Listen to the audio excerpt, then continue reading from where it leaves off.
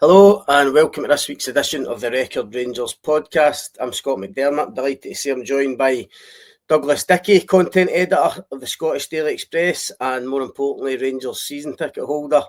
Douglas, there's never a dull day at Ibrox. That was certainly the case yesterday.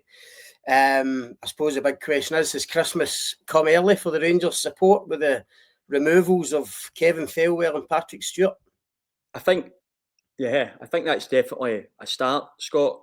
The feeling amongst the Rangers support, I think, is almost completely universal that Thelwell could not have been given another transfer window. I think both of them needed removed, but I think Thelwell was the most important one. I mean, the summer business has just been so bad. I mean, I wrote a piece yesterday where I rated our summer signings out of 10, and I mean they barely get 10 between them. To be honest, it's been so bad, and it was kind of laid bare on Saturday. I know we get the 3 points, but let's be honest here, we laboured to it. The squad just looks so poor. It looks every inch a mid-table SPFL squad. And I think he just had to, after such a disastrous summer, we cannot afford to have another, bad one in January. I think this image of him that a lot of Rangers fans have got is some sort of kind of Machiavellian Svengali who's been kind of surrounding himself with these kind of acolytes and is picking the team above the manager. I think that's pretty wide of the mark from what I can kind of gather from people who actually know him. Quite the opposite in case. Seemingly people who know him say he's actually a really nice guy, but which kind of opens the possibility that maybe he was just really bad at his job, and I think he was really bad at his job, and I think the proof is in the pudding. The guys he signed have just been so ordinary. Championship or league at English level. Guys like Asgard have come in and just seems to float about the pitch doing nothing. The loan signings haven't really improved the team. When you bring a loan guy in, if you're going to bring a loan player in, it needs to be someone that's going to improve your first 11. Yeah. I know Mikey Moore's a development own. I can't really go these development owns, although Mikey Moore's played quite well in recent weeks. He's injured, of course, as always happens when Rangers get a player hitting a bit of form. But I think Christmas has come early. That was the phrase I used in some of the chats. But at the same time, it's the same guys who put Thelwell in charge who'll be picking his replacement. So I think I'll be keeping the champagne on ice until I see who they actually bring in. That's what I was going to say. I mean, ultimately, it's the right decision for the ownership, right? And they've shown a bit of leadership, I think, by making the decision.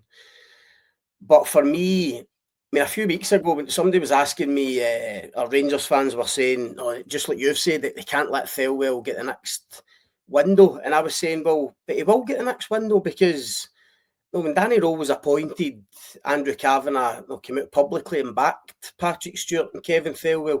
And also, and you've touched on it, Kevin Thelwell's been allowed to build this empire round about him, in the shape of Dan Purdy, Nathan Fisher, his own son, Robbie Thelwell, which obviously didn't go down well. And even a matter of days ago, Rangers allowed him to go and appoint an academy director in John Hunter Barrett. All of these guys have got an association with Kevin Thelwell. So I suppose what I'm trying to say is that the ownership have come to the right decision, because personally I think, like you, certainly Thelwell's position was becoming untenable, and given the fact that Patrick Stewart cherry-picked Kevin Thelwell and also was big behind the appointment of Russell Martin, he probably had to go as well. But does this decision, as much as it's the right one, raise a lot of questions as well? I mean, why now? Why let Thelwell make these appointments? Is it right to change a sporting director? No, I think we're 37 days from the next transfer window opening. Are you surprised at the timing of it in that sense?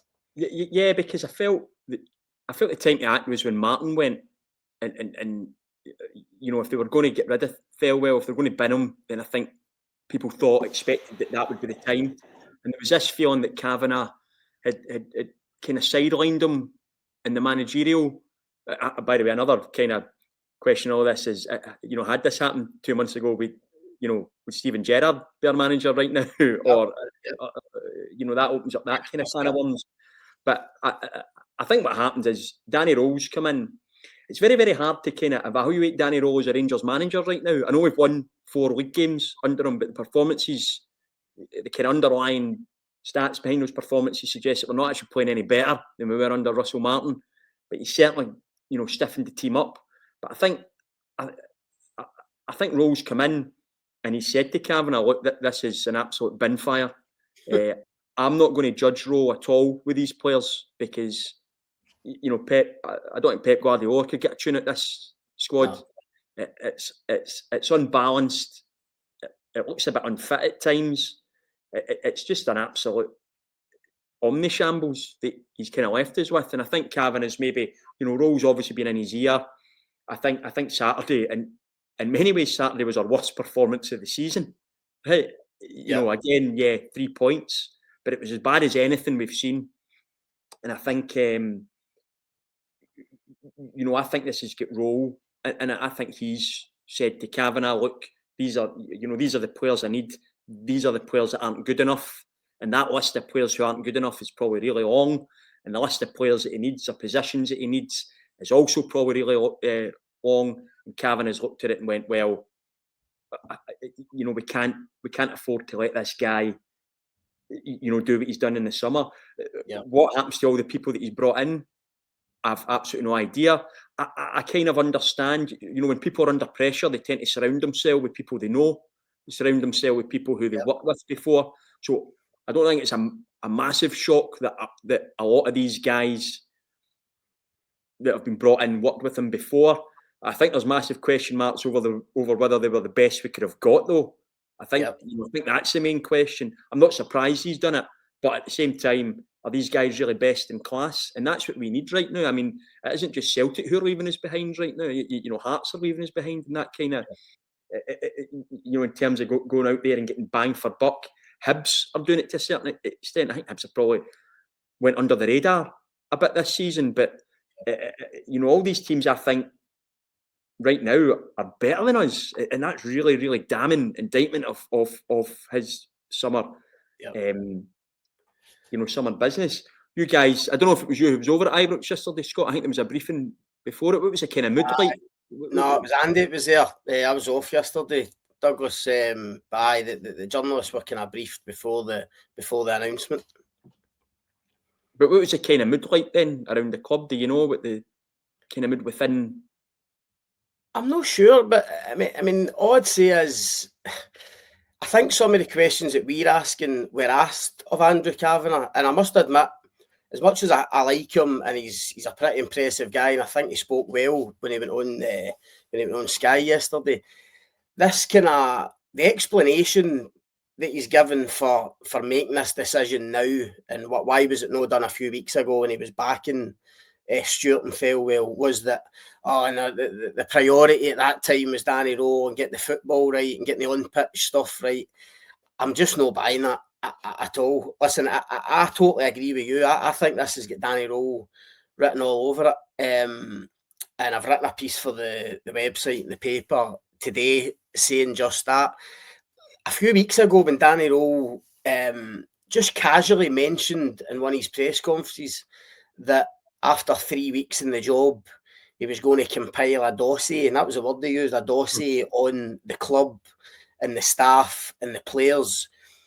It almost kind of went unnoticed. It almost kind of under the radar a wee bit, but it stuck in my head because I thought it was quite unusual. I think normally when a new manager comes in so early in the season, especially when there's £30-odd million being spent on new players, especially a young manager, young coach, they tend to just kind of work with what they've got, especially when there's a sporting director in there. To make that kind of call and be so kind of blatant about it, no, he said 3 weeks in, I'm going to present this to the board. I thought it was really interesting, and as I say, it stuck in my head. And then when I asked him, he said he was going to do it during the international break, so it was in my mind. And the press conference after the international break, to try and quiz him on it again. And when I asked him to give us a bit more detail on it, I must admit, I thought, like a lot of managers, he would have kind of fudged it a wee bit, no giving much away. But it was actually the opposite. And see, when he came up with this, when he kind of revealed this system that he had, this traffic light system of basically rating players red, yellow, and green, based on, I'm assuming, their kind of valuation to their value to the squad and also their potential future at the club under him. I thought it was staggering. I mean, it was brilliant. To hear that for a manager, just so brutal, so ruthless, so open about it. But I thought, this has got to have, there's got to be ramifications of this. If he's presented this to the board, something must come of it. And that was actually the question I asked him. How's it been received by the board? And he couldn't quite answer it at that point. But I don't think for a second that it's any coincidence that days later, Kevin Thelwell and Patrick Stewart are out a job. I mean, we obviously don't know what's in the dossier. We can all guess. I mean, I was speaking to my brother and that about it last night. We're talking about who's a red, who's a green, who's a yellow. I mean, punters can debate all they want. I've kind of had a stab at it today at the end of that piece. But ultimately, I agree with you that in that report there must have been a lot more reds than greens. Well, I mean, maybe someone told Thelwell we don't like a lot of green at Ibrox, so exactly. He's went out and bought us a load of reds. Oh, definitely. So I think this has come pretty much as a direct result of that. And again, I'm only surmising, but Danny Rohl, I think, will have impressed the owners in the short spell that he's been in. He certainly impressed us. I think he's obviously impressed the supporters in a kind of small way, as you say. Those performances have been brilliant, but he's made the team more structured, more organised. He's got results. There's a positive energy about the place now that obviously wasn't there under Russell Martin. I mean, the fans are all over him. I was at the last away game at Dens Park, and they sang for him the whole night. So that has totally flipped. I think Kavanagh and Marat have looked at this report, looked at Danny Rohl and thought, you know what, this guy knows what he's doing. And if he's saying that this recruitment has been so poor in the summer, and again, you're only surmising, but Kevin Thelwell Senior and Junior will have come up with names, no doubt, for January. And it feels like Danny Rohl's maybe had a look at them as well and not been overly impressed. So that, to me, has played a huge part in this decision. As I say, I think it's the right decision. It might be a bit late. Still raises questions, as you say, what happens to all these other guys that Thelwell appointed? But ultimately for Rangers and for the club, it has to be the right decision. And I think, crucially, it just shows how big an influence Danny Rohl is going to have. I mean, I've said in the piece, it might be a young 36-year-old German coach, softly spoken. He shakes all your hands every time we get into a press conference, which is very unusual for any manager. But I think this is proof that he doesn't suffer fools gladly. He's ambitious. He knows where he wants to get to on a personal level in terms of his career. He's already been at big jobs, albeit as an assistant, and he'll know where he wants to take Rangers. And clearly, whatever's been in this dossier hasn't made good reading for the owners, and certainly no for Kevin Thelwell and Patrick Stewart. Do you agree with that? I mean, yeah, absolutely. I think part of why Rohl has been so quick to try and build this rapport with the fans. Obviously, you want to build a rapport with the fans. I know Chris Boyd had a bit of a go at him, but in Germany, this kind of thing, going over to support after a win, it happens pretty much every week. But I think part of it, from Rohl's point of view, is he's taken a look at the squad and he's went, "Oof, I'm going to need something else to keep us going." And if that's like creating a relationship with the support, I think he's bought himself a bit of slack. Like I say, I'm not going to judge Danny Rohl as a manager with the current squad, because I don't think that's fair. I think the current squad's set up for anyone to fail, unless you were a really big name who could come in and maybe get that kind of leader that we spoke about before when we were looking for a manager. Rohl's maybe a bit more thoughtful, but I think he's come in and he said that at Rangers you're only one defeat away from a crisis, and on the evidence of what we've seen under Rohl, that defeat's probably not too far away. I know some people might balk at the use of the XG statistics, but I asked a mate of mine to send them over the other day, and our underlying performances are actually worse under Danny Rohl than under Russell Martin. Very small sample size. And Livy had a bigger XG than Rangers. Yeah. Listen, I don't like stats either, but when Livingston have got a bigger XG than Rangers in a game at Ibrox, that's a worry. I would caveat it. I think the XG stats are skewed a bit by the fact that Kilmarnock had a tap in from a yard after a Jack Butland error.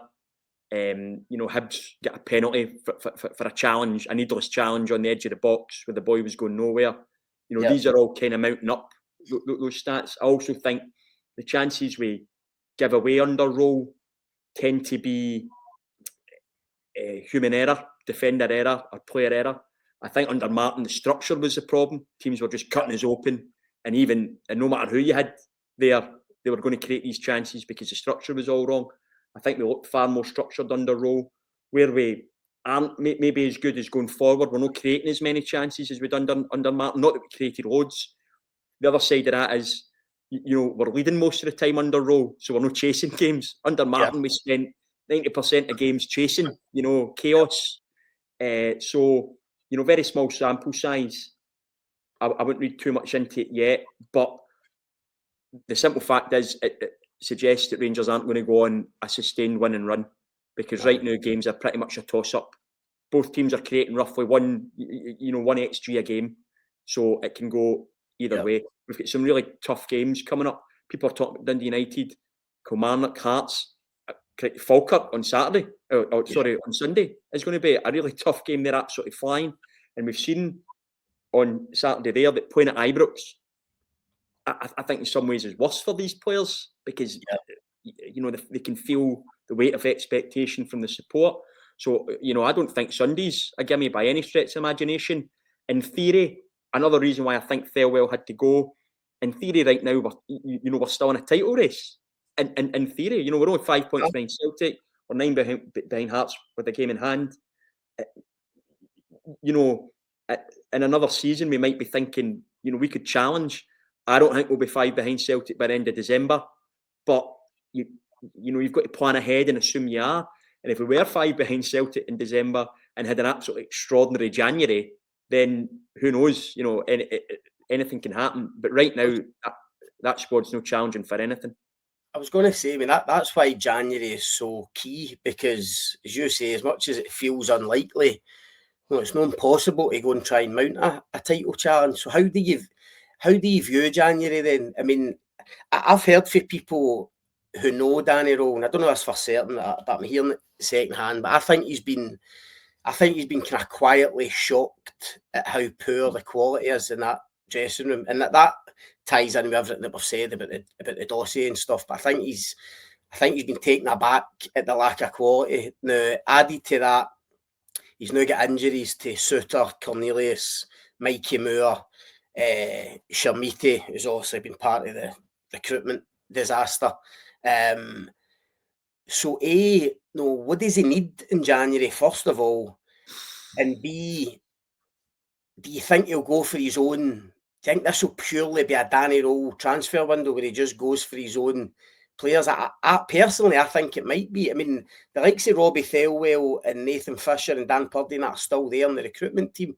But I'd be amazed if Danny Rohl doesn't bring in players he knows specifically, and he thinks that he knows them so well that he thinks they can do a job at Rangers. What do you think? I think that's quite a depressing thought in a way, because the whole point is that we get to a stage where we don't give a manager carte blanche to bring in his guys. It happened with Beale and it was a disaster. That's not me saying that I don't think Danny Rohl can identify a player. I'm just saying that, we should be beyond this. I think the fans,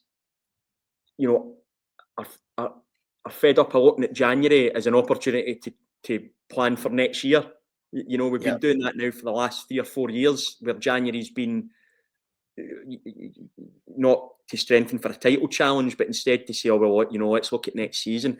The fans are tired of that, Scott. We're kind of fed up of it. So, in some ways, I don't really know how I view January. I won't know that until we get the end of December.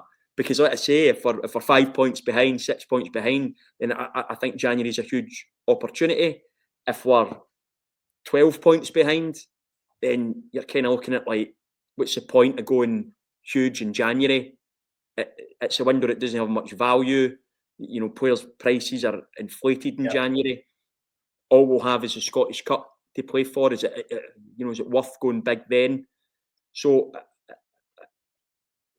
I think right now it's too early to answer that. I think it will be a roll window because with Thelwell away, I think they're basically just ripped up his list of players. I think that's basically what's happened. So Roll's probably going to need to come up with a list of players himself, because Kavanagh is ultimately, it feels like Kavanagh has backed Roll over Thelwell.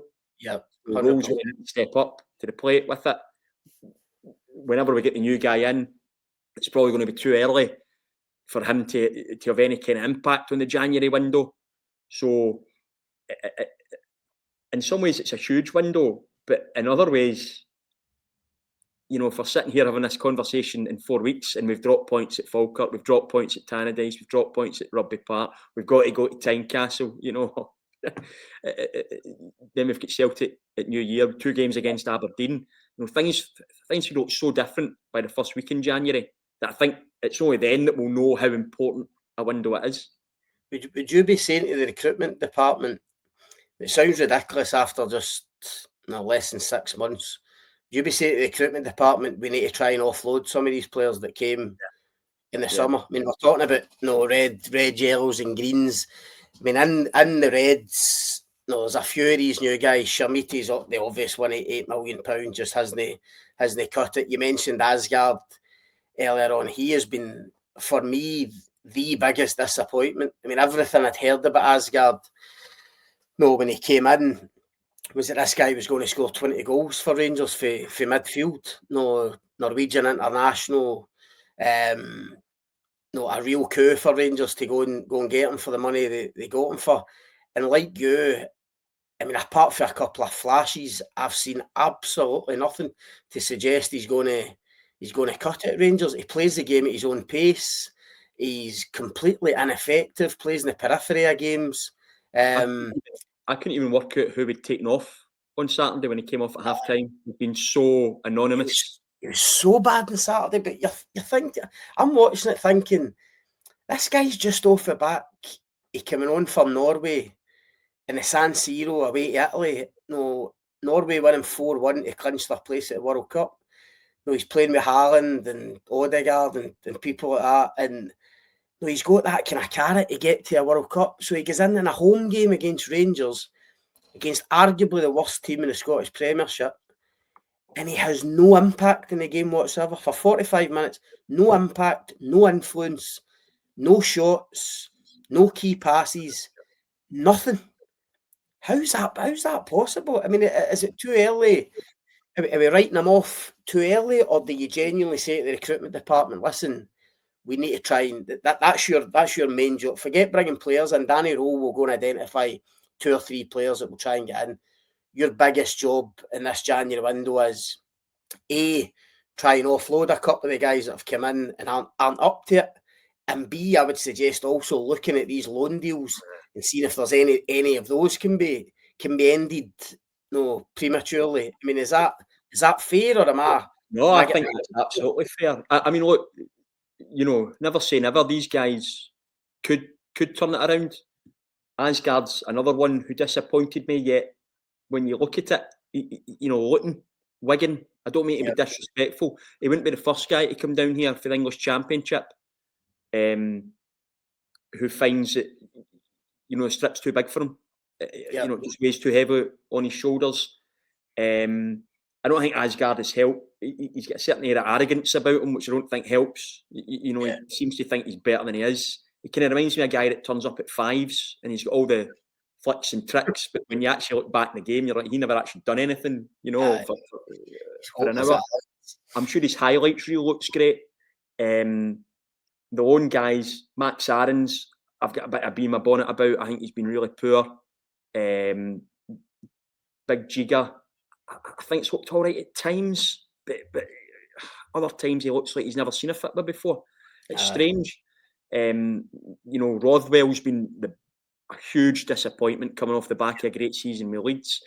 I think as well with Thelwell, kind of coming back to him briefly, I think he displayed the kind of arrogance we've seen from a lot of guys who come from down south, who seem to think that if a player's been good in the English Championship, that translates to the SPFL.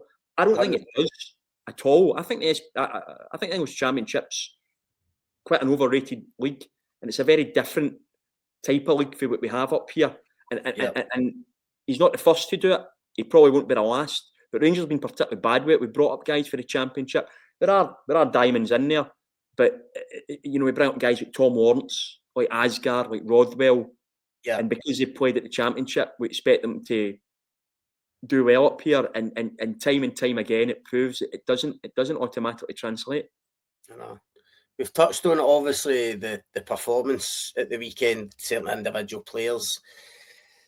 Look, I mean, you're right. It was they ground it out. I mean, I think Danny Rohl said after the game it was a hard-fought win, but nothing else. And look, the situation Rangers are in at the minute, certainly after the start they've made to the season, that is kind of what we were saying they had to do. They just had to go and start winning games and go on a run. So you can't really criticise them for that. But when you look back at the game, Livy felt he should have had a clear penalty. I agree. I think it was a penalty. Should have been given.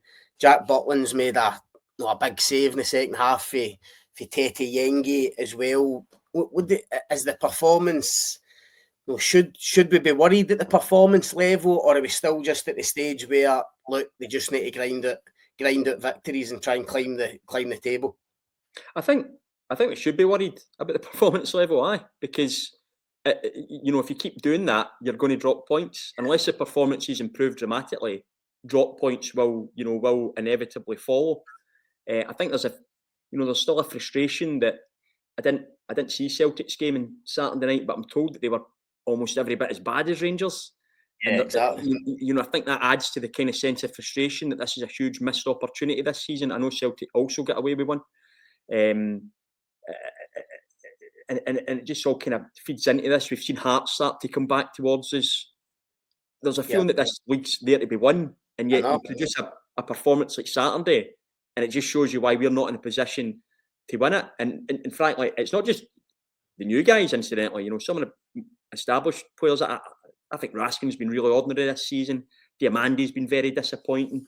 Tav's been his kind of usual self in that he's, excellent, and then he's got brain fart in him, which we've seen on Saturday with a chance. Yeah. The boy Fernandez came in and he's got a better strike record than Chermiti. 2 goals and kind of 4 appearances. I think we kind of need to discuss the penalty incident. I agree with you, Scott. I think we got away with one. I have seen some images that suggest it might come off his thigh. I'm not entirely convinced. No, neither. I think what frustrates Rangers fans about it is, I seen someone, a popular Scottish fan site on social media saying that this should be a watershed moment for VAR, and I'm sitting there, and I think a lot of Rangers fans are sitting there thinking it's about time we get away with one. There's been plenty of watershed moments for VAR that we've had to endure in the past year, and I mean this guy's a St Mirren fan. His team had its own watershed moment, that night that he could have been complaining about. So, quite frankly, I think we've earned the right to get away with one over the past few weeks. Livingston will probably disagree, but I do think it probably was a penalty. I don't know what they were complaining about the winning goal for. I was a bit baffled by that. He was miles onside, and I don't think there was a foul on the goalkeeper. What do you make of Fernandez, Douglas? He's going to get a chance. I mean, this guy was a forgotten man of Ibrox at the start of the season. 3 million quid for Peterborough.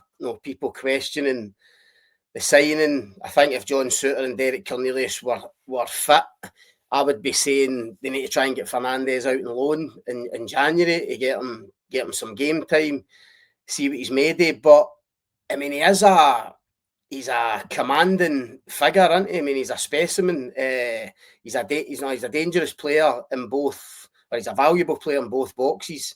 And he proved that at the weekend. I mean, I thought the goal was brilliant. Obviously, it was our first corner under a new set piece. New set piece coach.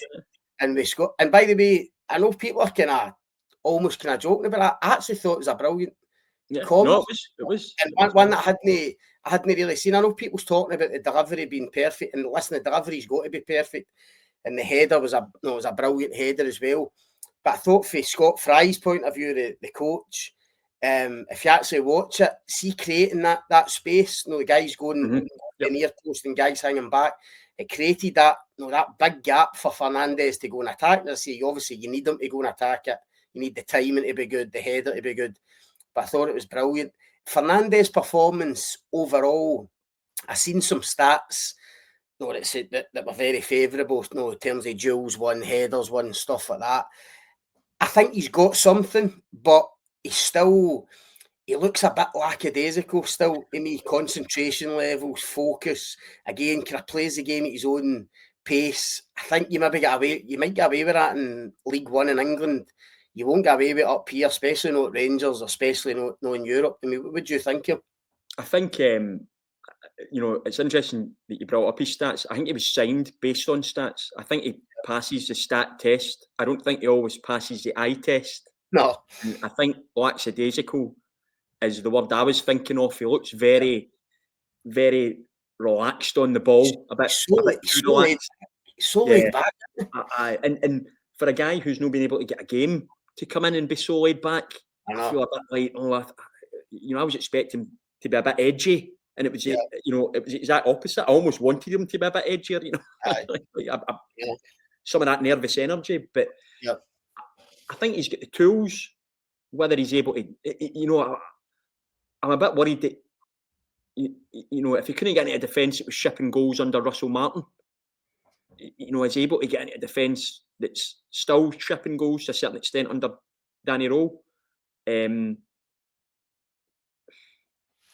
Probably obviously because we've got Shooter and Cornelius out, but like you say, it's a big step up for Peterborough to Ibrox, and I think that's what people are worried about. Are these guys capable of it mentally? It's one thing to be a good enough football player. It's another thing to have the strength of character to come up here and play for a team that's expected to win every game in front of a really expectant crowd who are, I actually think Rangers fans have been patient over the last 15 years, but we aren't the most patient, in that kind of 90 minutes, that 90-minute period. So I think that stands to, that we don't really know that about him yet. I think it's worth persevering with him rather than somebody like Giga, who's not our player. I was about to say that. You've signed Fernandes on a permanent deal. Yeah. But whatever you think of him, he's a young defender. He's learning the game. What is he, 23, I think, maybe? You've signed him for a few quid. There's clearly development in him and improvement in him. I'm not saying he's going to be a world beater, far from it, but at least you look at him and think, well, let Danny Rohl work with him. He might not be first choice centre-back for Rangers, but you've invested in him. He's clearly got the physical attributes. He can, as I say, he's dangerous in both boxes. So let the manager go and work with him. I agree with you. Far better that than a Giga. You're paying 40 grand a week towards his wages at Wolves, only for him to leave again in the summer. So I think they should maybe persevere with Fernandes for now. I can understand why you might play Cornelius ahead of him, because I think Cornelius is, an experienced pro. Yeah, he was the only signing I gave above 5 out of 10 for when I kind of graded them all. I think there's an option to buy him as well in the summer, which is slightly different. So I can kind of see that, but why should we be developing Wolves' player when we've got our own player to develop? Yeah, I can't really get my head around that, and that for me is the problem with loan signings. If you're going to bring a guy in on loan, it should either be with the option to buy, or it's a guy who's going to play every week and is going to improve your team. Because otherwise, you're just doing another team's hard work for them. It just doesn't make sense.